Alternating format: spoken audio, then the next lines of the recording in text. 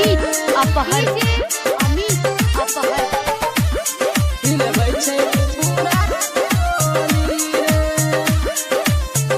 Anushka recording studio छंदरी चौक गोलपारा।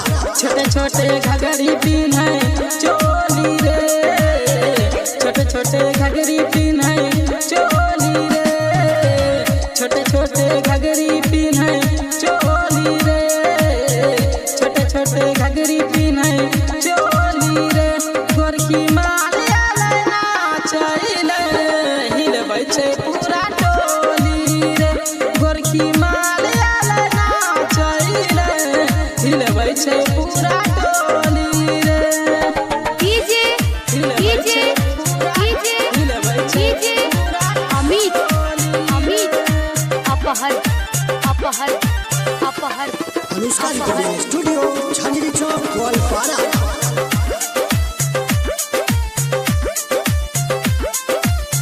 गोरे गोरे दहिया छै काले दोनो लाले रे, नाचे ना छौड़ी करै छै बाबाल रे।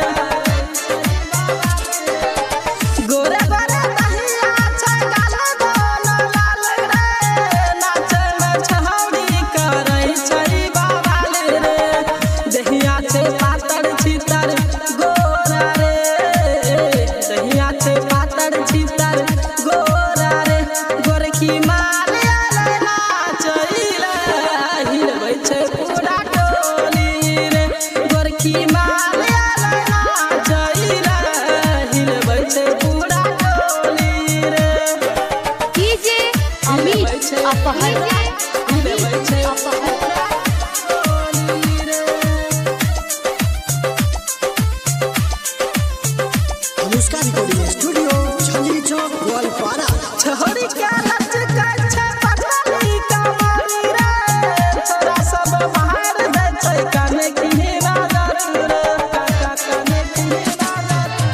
छोरी के लचकै छै पतली कमरी रे, छोरा सब बाहर दै छै काने किने बाजार रे।